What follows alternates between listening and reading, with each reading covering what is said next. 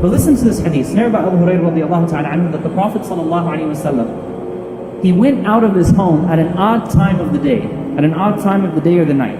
So it was a time that the Prophet sallallahu alayhi wasallam typically would not come out of his home. So it can be assumed that it was between Dhuhr or Asr, or it was sometime in the night the Prophet sallallahu alayhi wasallam came up.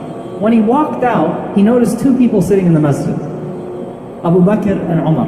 May Allah be pleased with them. Typically, this story would end up going in this direction. They then went and they worshipped Allah subhanahu wa ta'ala, or they proceeded to some sort of expedition or some sort of place in Medina, or to visit somebody, because that's how it always was, right? The Prophet ﷺ, Abu Bakr and Umar. How many ahadith start off that way? The Prophet ﷺ and Abu Bakr and Umar, may Allah be pleased with them both. This one is different. The Prophet ﷺ comes out of his home at an odd time of the night, and he notices Abu Bakr and Umar sitting there. And he says to them, ما أخرجكما من بيوتكما هذه الساعة. What is it that brought you out of your homes in this odd hour? They said, Al-ju' ya Rasulullah. Starvation, O Messenger of Allah. We're hungry. We came out of hunger. Abu Bakr and Umar, these are the three most important people in the ummah. Think about that. And they're sitting in the masjid, and they said, the only thing that brought us out at this hour was al-ju'. We're starving, we're hungry. And guess what the Prophet ﷺ says? وَأَنَا وَالَّذِي نَفْسِي بِيَدِي. He said, and I too, by the one in whose hand is my soul, لَأَخْرَجَنِي الَّذِي أَخْرَجَكُمَا. I only was brought out of my home because of that which brought you out of your home. The Prophet ﷺ and Abu Bakr and Umar were hungry.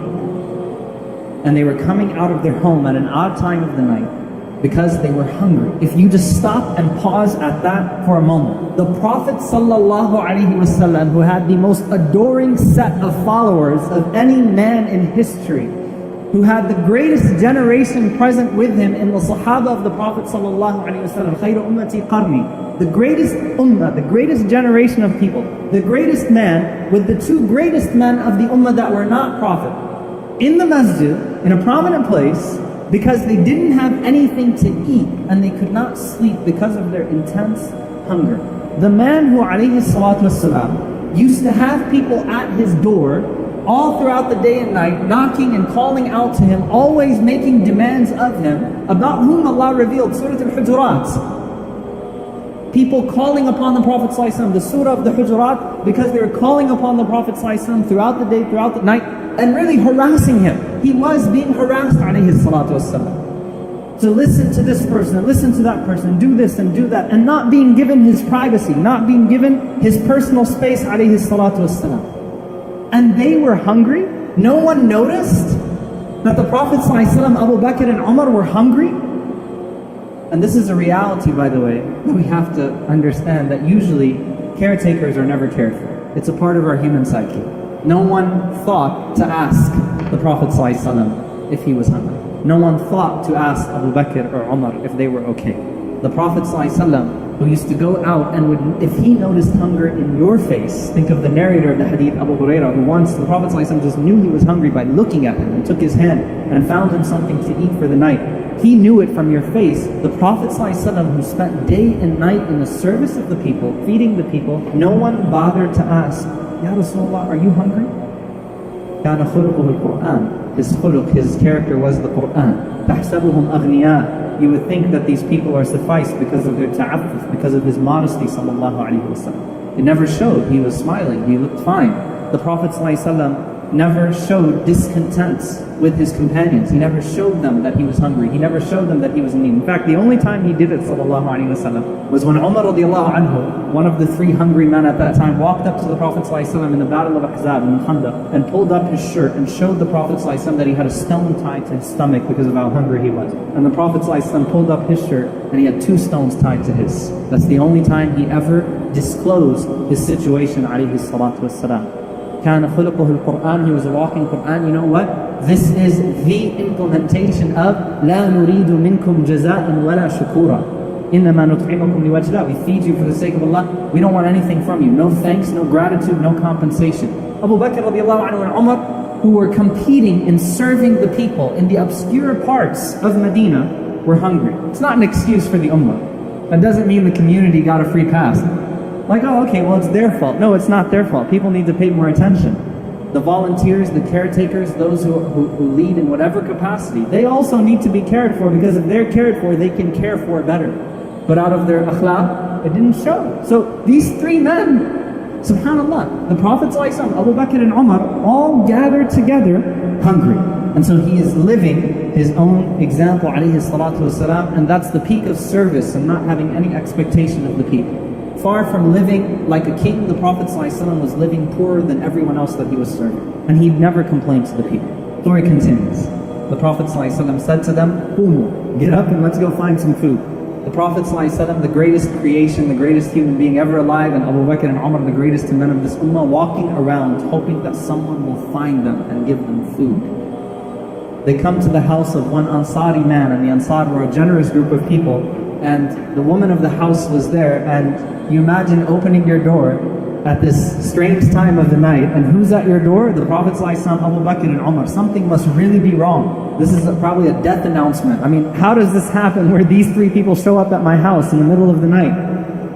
So she said, "Marhaban wa ahlan," like she was shocked. She welcomed them, "Marhaban wa ahlan." Greetings to these amazing people. And the Prophet ﷺ greeted her back, and they asked her where her husband was. She said that he went out to fetch some water. He's a simple man. He's going out to fetch some fresh water for them to be able to drink for that night. But she invited them in to wait for the husband. The husband comes back home with this water, and he sees these three men sitting in his living room. And he said, "Alhamdulillah, all praises be to Allah who honored me with the most amazing guests. What privilege do I have to have these types of guests in my home?" And so as he started to see them sitting there, he recognized their need. He gave them water, and then he went out and he started to collect dates, tamar, all sorts of dates, ripe dates, dry dates. He starts bringing the dates, and he starts hurrying up back to the Prophet ﷺ and to Abu Bakr and Umar, serving them dates with their water. And then, not only that, after he got them those dates, he takes his slaughtering knife and he goes and he grabs a sheep, and he wants to slaughter and cook for them. And the Prophet ﷺ said, "Make sure it's not halub, make sure it's not a milk-bearing sheep." And he knew his sheep, that he had his flock. So he slaughtered, he cooked, and then he served them that cooked meat. Prophet ﷺ, Abu Bakr and Umar sitting in your living room, eating water, dates, and some meat, probably for the first time in months. And at that moment, as they're eating to their fill, the Prophet ﷺ, who does he look at? He looks at Abu Bakr and Umar. "You don't get off because of this." He said, "Walladhi nafsi biyadi." He said, "Look, we lived this experience together. That's an unforgettable night. That's an experience that you don't forget. And these are companions. These are three men that deeply love each other." And he says, "Walladhi nafsi biyadi." I swear by him in whose hand is my soul, لَتُسْأَلُنَّ عَنْ هَذَا يَوْمَ الْقِيَامَةِ. You will be asked about this night, about this blessing on the Day of Judgment. أَخْرَجَكُم مِّن بُيُوتِكُمُ الْجُوعُ. What got you out of your homes was hunger. And Allah subhanahu wa ta'ala, ثُمَّ لَمْ تَرْجِعُوا حَتَّى أَصَابَكُمْ هَذَا النَّعِيمِ. But you are not returning to your homes without having been touched by the blessings of Allah subhanahu wa ta'ala. You better be grateful for these blessings. SubhanAllah, it's unfathomable to think of the Prophet ﷺ as the hungry prophet. You think of the brave prophet, you think of the courageous prophet, you think of the eloquent prophet, you think of this, but the hungry prophet alayhi salatu wasalam, the orphan prophet alayhi salatu wasalam, the grieving widower alayhi salatu wasalam, the grieving parent alayhi salatu wasalam. And here, the hungry prophets, the hungry Abu Bakr, the hungry Umar, who in their lowest moments, this is an experience, this isn't, the Prophet ﷺ would go hungry often, in their lowest moments are still being reminded to say Alhamdulillah, because you will be asked about that blessing on the Day of Judgment. Now, to summarize, an attitude of gratitude here, from the shama'il of the Prophet ﷺ, from his description, the Prophet ﷺ was already expressing gratitude before that moment. He was expressing gratitude by not complaining of his situation, and by still being a grateful servant to Allah subhanahu wa ta'ala, even as that situation was taking place. So it's not when he praised Allah after, it was his attitude before he got that na'im as well. From the attitude of the Prophet ﷺ, from the shama'il of the Prophet ﷺ, as Aisha radiallahu anha said, he never found fault in anything that was given to him, and he never criticized any food that was served to him. Any king, prime minister, leader, how would they act with their food? What about us? What about the Prophet ﷺ? He never once criticized the food that was given to him.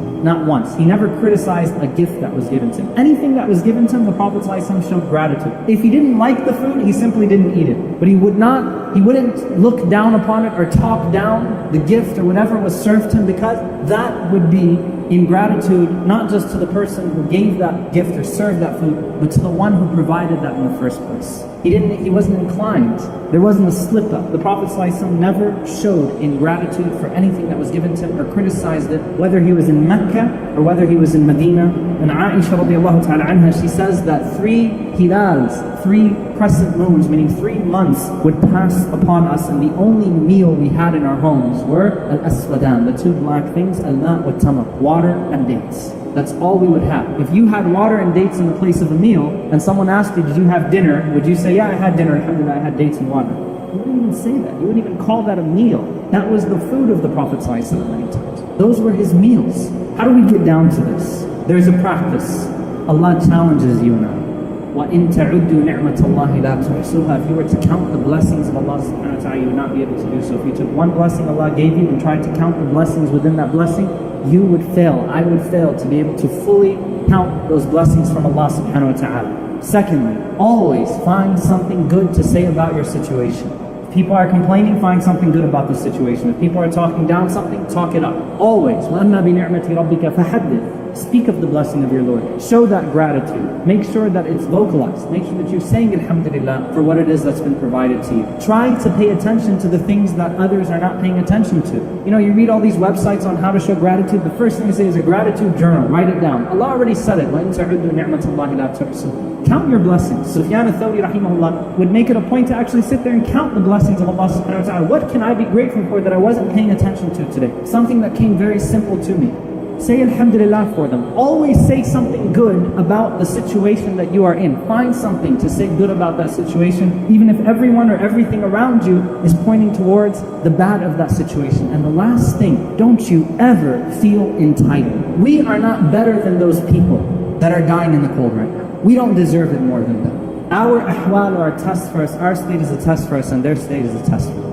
But no one deserved the blessings of this world like the Prophet ﷺ and Abu Bakr and Umar. May Allah be pleased with them. But they didn't feel entitled. It wasn't entitlement. It wasn't the Prophet ﷺ saying, it's about time you recognized my hunger and that you did a better job. They were not entitled. Instead, they were always grateful. We should be questioning ourselves as to why Allah subhanahu wa ta'ala chose us for the comfort that we are in right now. And the best way to thank Allah for a ni'mah is to use that ni'mah in a way that's pleasing to Him.